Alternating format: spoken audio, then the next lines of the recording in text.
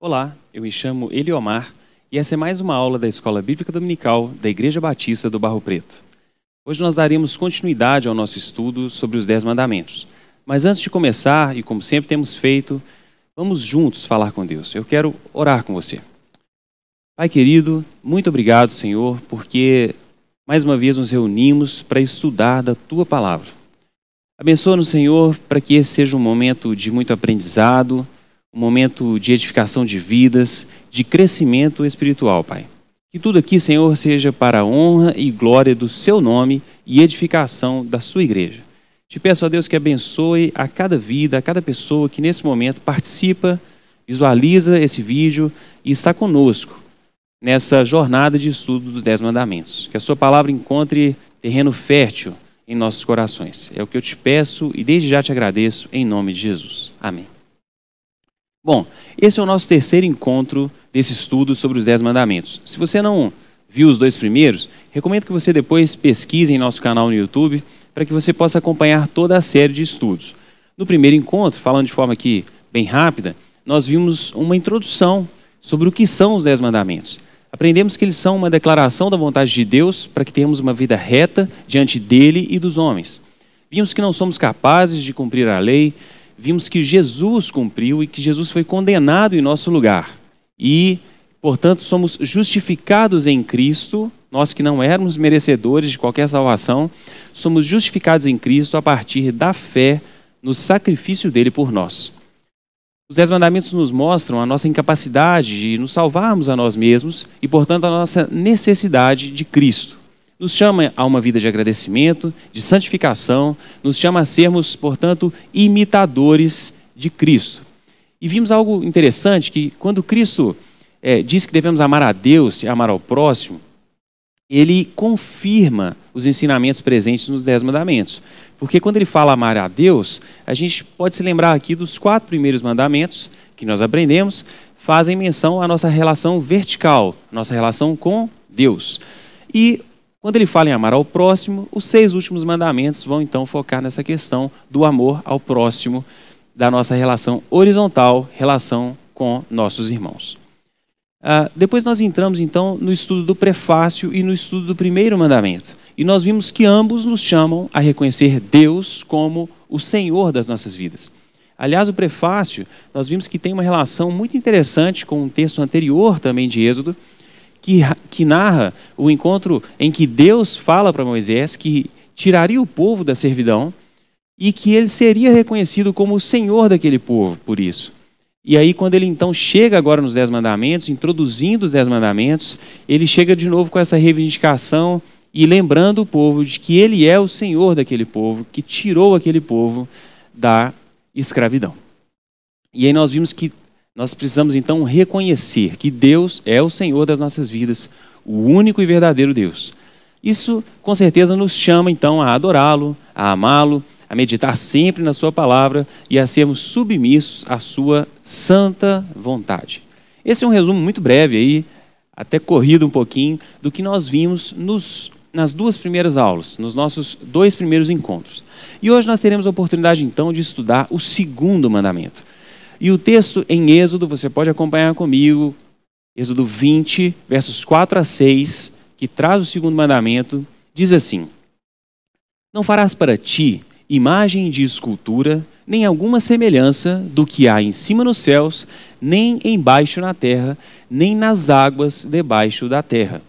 Não te encurvarás a elas, nem as servirás, porque eu, o Senhor teu Deus, sou Deus zeloso, que visito a iniquidade dos pais nos filhos até a 3ª e 4ª geração daqueles que me odeiam.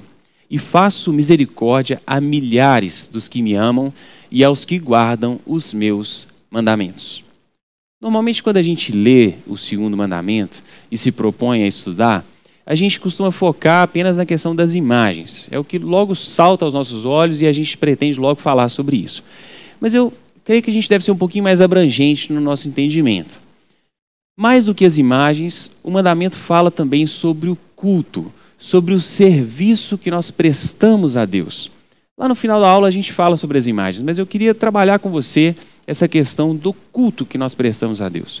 Porque o culto, ele deve ser puro, deve ser sincero e deve ser exclusivo a Deus. Mais do que isso, o culto deve ser conforme instituído pelo próprio Deus e, portanto, o culto deve ser livre de criações humanas. O culto deve ser segundo a vontade de Deus e não a nossa. Recentemente eu me lembro do pastor Silvio pregando aqui, talvez há 2 domingos, falando das pessoas tentando criar artifícios para trazer as pessoas para Deus, mas isso não é necessário. E ele diz o seguinte: olha, não é um objeto, uma criação nossa que vai deixar Deus mais atraente, é o próprio Evangelho, é a própria palavra de Deus que deve ser usada na pregação para que as pessoas conheçam ao verdadeiro Deus. E vejam que esse é mais um mandamento cujo foco é o Senhor. A gente vai ver aqui nos 10 mandamentos, passando por todos eles, que o cristão precisa anular a si mesmo e sempre olhar para Deus.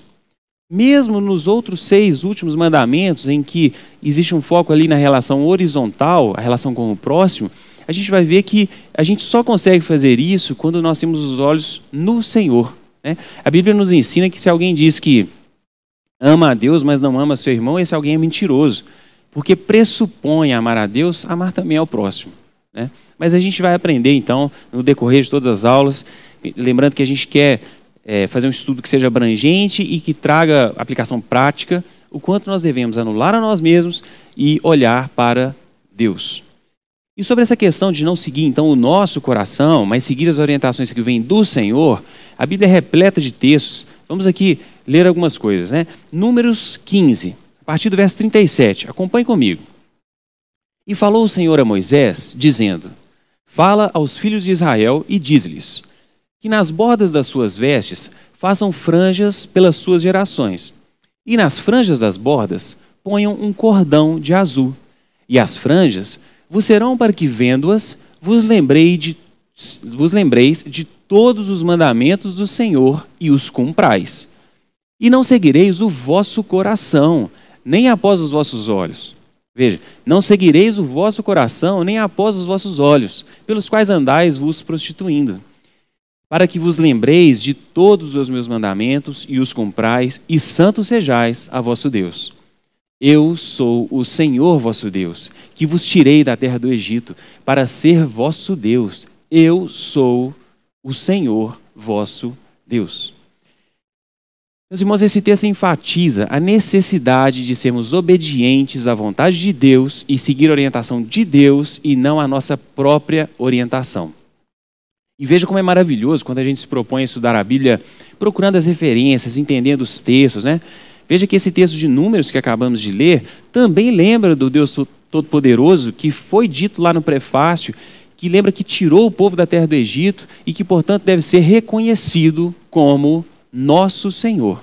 E, portanto, nós devemos ser submissos à vontade dele e não colocar a nossa vontade em primeiro lugar. E quando a gente fala sobre o culto ao Senhor, que é essa ênfase primeira que eu estou dando nesse mandamento, a gente tem que começar a lembrar do perigo das influências que estão ao nosso redor. Veja o texto de Deuteronômio 13, versos 6 a 8. Quando te incitar teu irmão, filho da tua mãe, ou teu filho, ou tua filha, ou a mulher do teu seio, ou teu amigo que te é como a tua alma, dizendo-te em segredo: vamos e sirvamos a outros deuses que não conheceste, nem tu nem teus pais, dentre os deuses dos povos que estão em redor de vós, perto ou longe de ti, desde uma extremidade da terra até a outra extremidade, não consentirás com ele, nem o ouvirás. Nem o teu olho o poupará, nem terás piedade dele, nem o esconderás. Vejam, nós precisamos ter muito cuidado com os conselhos que recebemos e com as regras que o mundo tenta impor a cada um de nós e que estão ao nosso redor, e às vezes das pessoas que mais amamos, Às vezes bem intencionadas, mas que buscam trazer para nós artifícios, meios pelos quais acham que a gente deveria adorar a Deus e que talvez nos desviem da adoração sincera e real ao nosso Deus. Infelizmente, nós somos rodeados de más influências o tempo inteiro. Às vezes a gente tem uma tentação, uma vontade de apresentar algo novo na relação com Deus. De inovar ao ponto de deixar Deus mais atraente. Mas, meus irmãos, o direcionamento para o culto deve ser exclusivamente a palavra de Deus. É lá que nós vamos encontrar como é que nós vamos, de forma correta, prestar culto ao nosso Deus. Isso é tão importante porque existe um risco muito grave de, se nós não firmarmos o culto, se ele não for embasado no estudo da palavra de Deus, existe o perigo de nós adotarmos doutrinas que são criadas e que não são bíblicas. Veja, Mateus 15, versos 8 e 9. Veja o que Deus diz. Este povo se aproxima de mim com a sua boca e me honra com seus lábios, mas o seu coração está longe de mim. Mas em vão me adoram, ensinando doutrinas que são preceitos dos homens. Cuidado com as práticas de culto que não são bíblicas, que usam de meios humanos para tentar tornar Deus mais atraente. Deus não precisa disso. Se você está acompanhando esse estudo e começa a vislumbrar a grandiosidade de Deus, que é indescritível, a quem devemos amar com todas as nossas forças, não é necessário nada a mais que a sua própria palavra para que ele se torne mais atraente. Deus é atraente por si só. O culto ao nosso Deus, ele é resultado de conhecermos a Deus. Quando a gente olha para esse Deus admirável, a quem amamos, não há outra resposta a não ser nos entregarmos a ele. Criar motivação para o culto. Eu tenho 41 anos, entregando aqui minha idade, e nesses poucos anos então de vida, só 41, eu já vi de tudo, a teoria da prosperidade que está aí presente ainda, onde às vezes as pessoas buscam a Deus à procura de benefícios financeiros. Eu já tive a oportunidade de passar em frente a alguma igreja e ser convidado a entrar, mas ser convidado dizendo assim: você tem um carro? Como é que é a sua vida financeira? Você tem dívidas? Vem aqui que Deus pode resolver para você. Não é assim que o Evangelho nos ensina a respeito de Deus. Outros, usando práticas de ocultismo que não parecem ser religiões cristãs, ou às vezes o uso excessivo de simbologias que mais confundem as pessoas do que ensinam. Eu me lembro aqui em Belo Horizonte, há algum tempo, isso aconteceu em outras capitais também do nosso país, teve a tal da chegada da arca, a arca da aliança, a presença do Senhor estava chegando.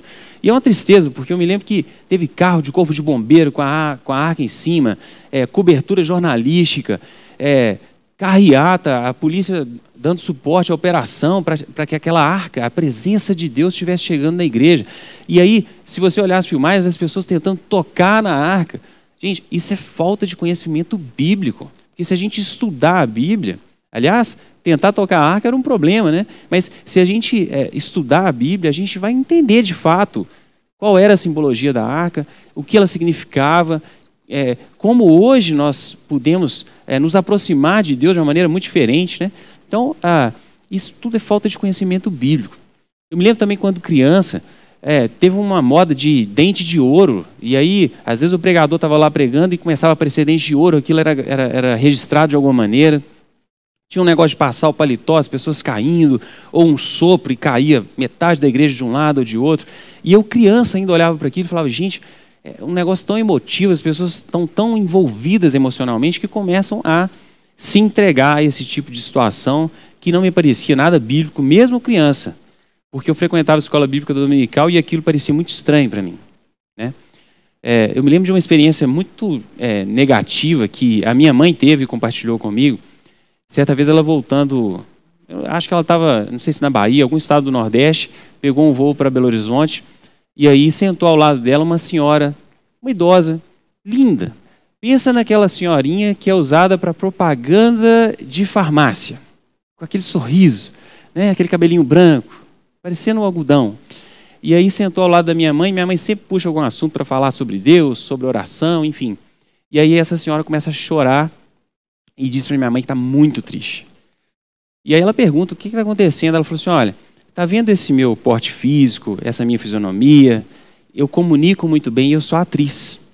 Eu convenço muito por essa minha apresentação física. E eu estou vindo de uma gravação de uma igreja que me convidou para ir lá encenar que eu tinha, testemunhar encenando que eu tinha sido muito abençoado de uma cura, uma coisa desse tipo. E as pessoas choravam e davam glória a Deus porque eu estava declarando naquele momento que aquela cura tinha acontecido. Mas na verdade eu estava encenando, e esse é meu trabalho, essa é a minha profissão. Mas você está falando aí de Deus e eu estou vendo o peso do que eu tenho feito. E ela chora, pede perdão, e minha mãe tem um papo com ela mais profundo do que ela esperava para a companheira de viagem que ela tinha naquele momento. Mas vejam que tristeza, que é a gente tentar procurar deixar Deus mais atraente e deixar que algumas coisas entrem no nosso momento de culto sem que sejam de fato orientação dada pelo Senhor. Mas se por um lado a gente tem que ter cuidado para a gente não tentar inovar demais e não tentar trazer artifícios que não pertencem às orientações dadas pelo Senhor para o nosso momento de culto, a gente tem que ter um cuidado também com o tradicionalismo religioso. Porque ele não deve nos impedir de levar ou até mesmo de receber a mensagem do Evangelho. 1 Pedro 1, 17 a 21. Leia comigo, diz assim: E se invocais por Pai aquele que, sem acepção de pessoas, julga segundo a obra de cada um, andai em temor durante o tempo da vossa peregrinação, sabendo que não foi com coisas corruptíveis, como prata ou ouro, que fostes resgatados da vossa vã maneira de viver, que por tradição recebestes dos vossos pais. Mas foi com o precioso sangue de Cristo, como de um cordeiro imaculado e incontaminado, o qual, na verdade, em outro tempo foi conhecido, ainda antes da fundação do mundo, mas manifestado nesses últimos tempos por amor de vós. E por ele credes em Deus, que o ressuscitou dentre os mortos e lhe deu glória, para que a vossa fé e esperança estivessem em Deus. Amém. Veja, nós devemos ter muito cuidado para que a gente não se prenda a uma influência ou a um tradicionalismo religioso que talvez nos impeça de ouvir a mensagem do Evangelho. Eu me lembro de um amigo meu, um colega que durante alguns anos a gente teve a oportunidade de trabalhar juntos, e ele me via ali, né, vez por outra, falando do meu envolvimento na igreja, das atividades que eu faço na igreja, às vezes estudando a palavra de Deus. Às vezes a gente ouvia uma música junto no trabalho, eu criticava uma situação, porque eu dizia que aquilo não era o que Deus tinha ensinado, ou eu elogiava uma outra, porque coincidia com o ensinamento de Deus. E ele então ficava sempre muito curioso com aquilo. Mas aí um dia ele falou para mim assim, olha, eu vejo que essa... E ele era alguém que professava uma fé. E aí ele chegava para mim e falava assim, olha, eu vejo que essa forma sua de crer, essas coisas que você fala, quando você fala da palavra de Deus, parecem fazer muito mais sentido do que aquilo que eu tenho praticado. Mas eu tenho muita dificuldade, sabe, Eliomar? Porque eu até já quis falar com você sobre, talvez ir lá na sua igreja e tudo, mas eu ia ter um problema primeiro com o meu avô. E o meu avô é muito religioso, e ele me ensinou de um jeito que ele vai se entristecer demais se eu chegar lá e ele perceber que eu estou exercitando a minha fé de um jeito diferente. Lá em casa eu tenho vergonha de contar, mas eu fico doido para falar para minhas irmãs que eu estou começando a entender algumas coisas que parecem que do jeito que a gente faz não está muito correto. A palavra de Deus ensina diferente, mas eu tenho dificuldade com isso, né? Vejam que situação. Se você por acaso passa por isso, se você tem talvez na sua mente, você esteja preso a uma tradição que você recebeu, mas eu queria te dizer o seguinte, que não olhe para isso, porque só a fé no sacrifício de Cristo pode trazer salvação para a sua vida. Ele é o nosso único e suficiente Salvador. Então, deixe isso para lá. Não fique preso a esse tradicionalismo. Se Deus, através do seu Santo Espírito, está te mostrando a verdade do Evangelho, se entregue. Pode se entregar de corpo e alma, porque certamente você será abençoado. Não fique preso ao tradicionalismo. E a gente tem que ter, então, muito cuidado com aquilo que nos cerca. Voltando, então, a comentar sobre os perigos da gente ser influenciado e deixar o nosso culto ser influenciado. Deuteronômio 12, 29 a 32. Veja o que diz. Quando o Senhor teu Deus desarraigar de diante de ti as nações, aonde vai a possuí-las, e as possuíres e habitares na sua terra, guarda-te para que não te enlaces seguindo-as, depois que forem destruídas diante de ti. E que não perguntes acerca dos seus deuses, dizendo, assim como serviram essas nações os seus deuses, do mesmo modo também farei eu. Assim não farás ao Senhor teu Deus, porque tudo o que é abominável ao Senhor, o que ele odeia, fizeram esses a seus deuses, pois até seus filhos e suas filhas queimaram no fogo aos seus deuses. Tudo o que eu te ordeno, observarás para fazer. Nada lhe acrescentarás, nem diminuirás. Veja, aqui nesse texto de Deuteronômio, Deus recomenda para o seu povo que ele não seja influenciado pela idolatria das nações que eram conquistadas por aquele povo. Porque é um perigo isso, né? Então, o povo deveria se cuidar para não se deixar envolver. E aí Deus enfatiza de uma maneira muito forte. Tudo o que eu te ordeno observarás para fazer, e nada acrescentarás, nem diminuirás. Quando a gente estuda o Antigo Testamento, tem duas histórias bem interessantes que falam dessa estratégia de guerra, de domínio do povo, né? Que é a questão do exílio. Quando a gente vê o reino do norte sendo dominado pelos assírios, e depois a gente vê lá a questão do reino do sul, Judá, né, sendo dominado pelo Império Babilônico, a gente percebe que a Assíria tinha uma estratégia de espalhar o povo. Por quê? Porque eles não queriam que aquele povo que foi conquistado permanecesse com a sua cultura forte, de alguma maneira, em algum momento pudesse então se rebelar, trazer algum risco para eles. Era uma estratégia que de fato auxiliava com o extermínio quase daquele povo, porque nem a sua cultura eles tinham condição de estar juntos para exercer. Já o povo babilônico pensava diferente, eles diziam assim, olha, separa esse povo para eles não influenciarem a gente, e deixava eles concentrados, né? O que depois a gente estudando sobre esse tema até entende que foi uma bênção, porque o povo de Deus ali pôde continuar unido, né? E isso traz alguns resultados muito interessantes, mas esse não é o tema da aula. Mas estou mostrando para vocês aqui que isso inclusive era estratégia política, estratégia de guerra, estratégia de domínio, né? E que Deus ensina então para o seu povo, olha, quando vocês conquistarem, não se deixem influenciar pelo povo conquistado. E essa preocupação que está presente no Antigo Testamento, ela está presente também no Novo. Vamos ler Atos 17, versos 16 e 17. E enquanto Paulo os esperava em Atenas, o seu espírito se comovia em si mesmo, vendo a cidade tão entregue à idolatria. De sorte que disputava na sinagoga com os judeus e religiosos, e todos os dias na praça com os que se apresentavam. Nós vimos aqui então Paulo inconformado com o que ele via ao seu redor e falando a respeito daquilo nas sinagogas. E nós? Como é que nós agimos? Você se conforma com esse mundo? Você se deixa influenciar? Ou você é firme nos ensinamentos e nos princípios que estão presentes na palavra de Deus? Tudo isso serve, meus irmãos, para que a gente entenda o quanto nós devemos amar a palavra de Deus e, de certa forma, criar nela uma segurança para nós, para que nós não nos deixemos influenciar por iniciativas que não foram ensinadas por Deus no exercício da nossa fé. Mas eu falei lá no início da aula que a gente ainda ia falar das imagens, né? Afinal de contas, está de forma bem explícita lá no segundo mandamento a questão das imagens. Então, vamos falar delas também, né? O que o mandamento cita? O que o mandamento fala? O que ele nos ensina? A Bíblia nos ensina que nós não devemos fazer representações de Deus. Veja Deuteronômio 4, do verso 15 ao 18. Guardai, pois, com diligência as vossas almas, pois nenhuma figura vistes no dia em que o Senhor, em Horebe, falou convosco do meio do fogo, para que não vos corrompais e vos façais alguma imagem esculpida na forma de figura qualquer, semelhança de homem ou mulher.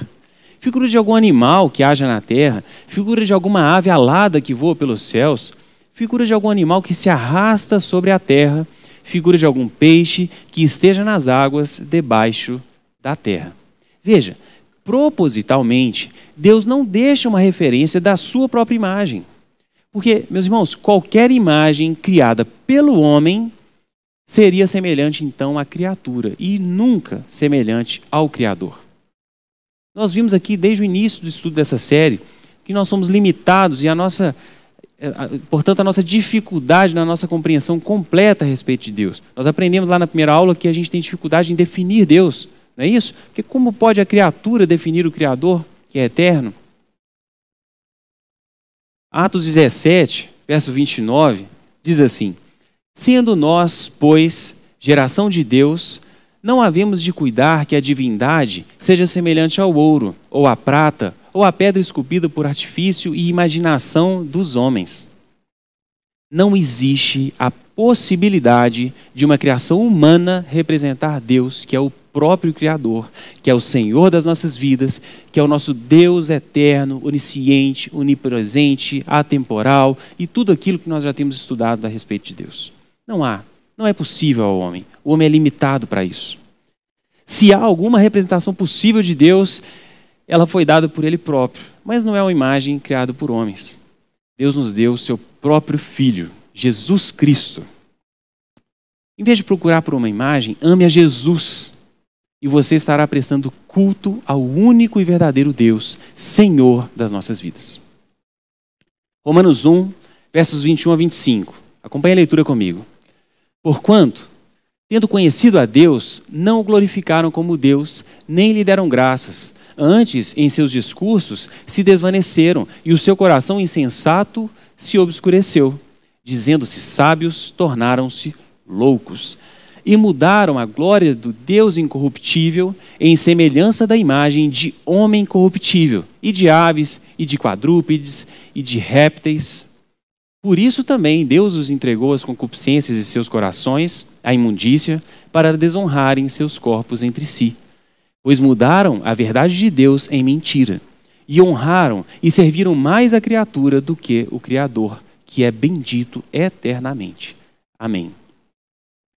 Esses textos mostram que Deus condena. E mais, nós vamos ler aqui mais textos. Deus pune a idolatria. Veja Êxodo 32, uma experiência nada boa. Êxodo 32, versos 1 ao 5. Mas vendo o povo que Moisés tardava em descer do monte, acercou-se de Arão e disse-lhe: levanta-te, faze-nos deuses que vão adiante de nós, porque quanto a este Moisés, o homem que nos tirou da terra do Egito, não sabemos o que lhe sucedeu. E Arão lhes disse: arrancai os pendentes de ouro que estão nas orelhas de vossas mulheres e de vossos filhos e de vossas filhas e trazei-mos.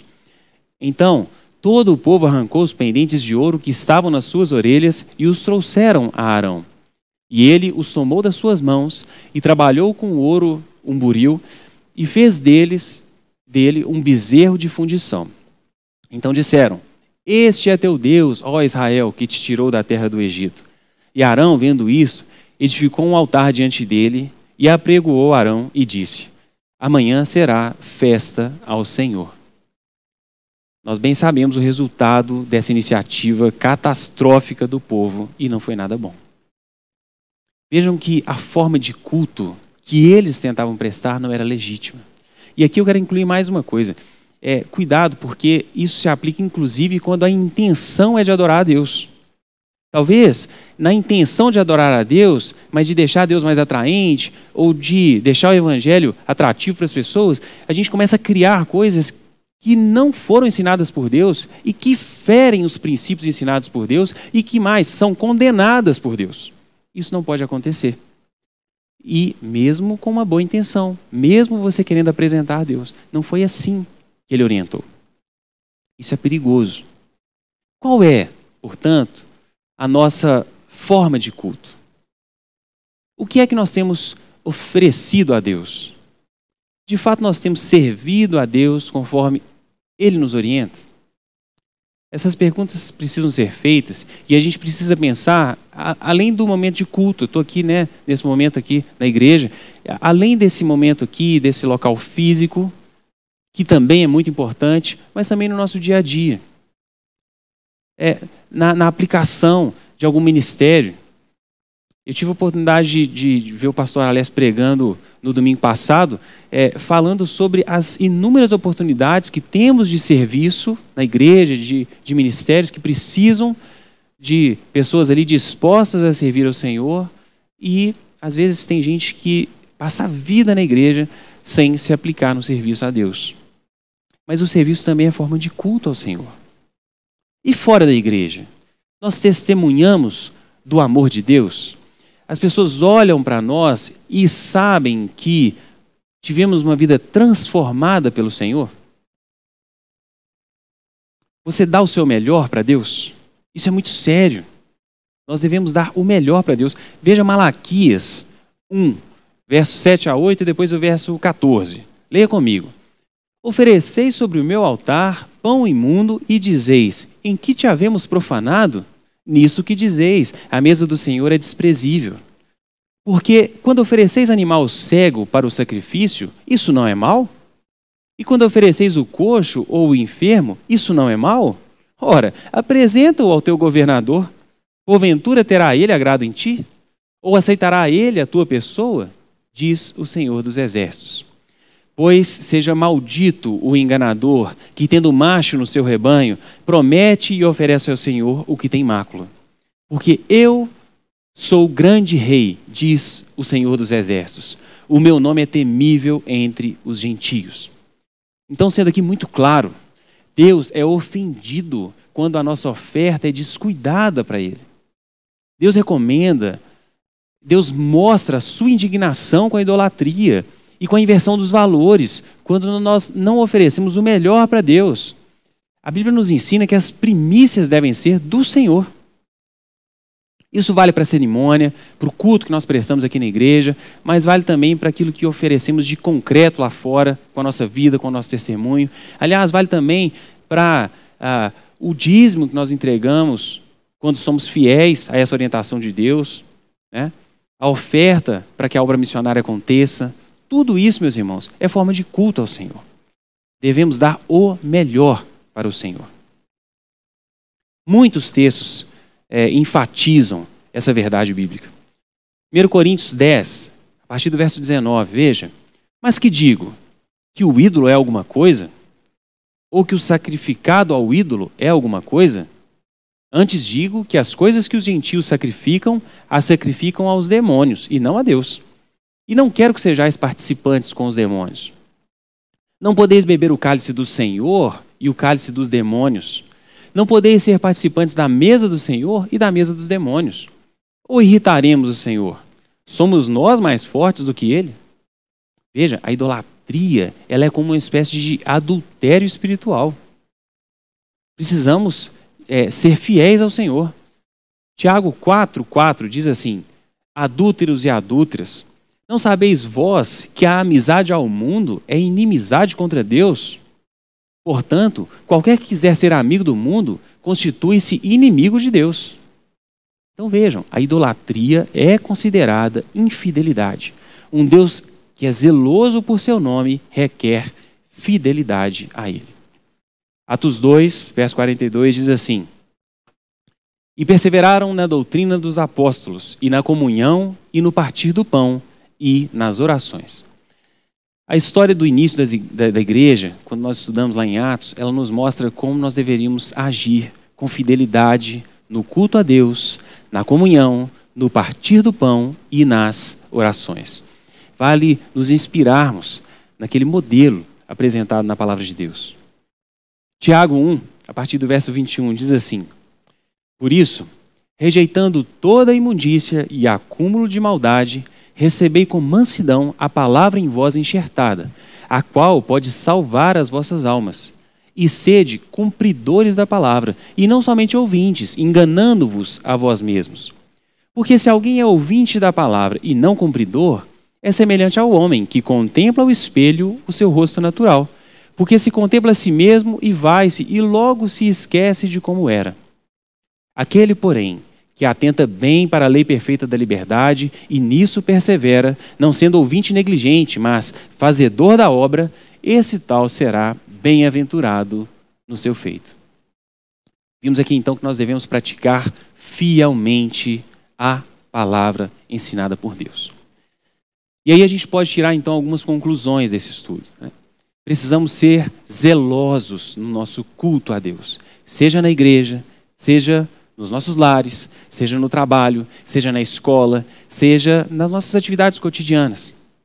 Precisamos ser fiéis e entregar o nosso melhor a Deus. desde o serviço de culto, passando pela mordomia, chegando então também ao nosso testemunho de vida diário.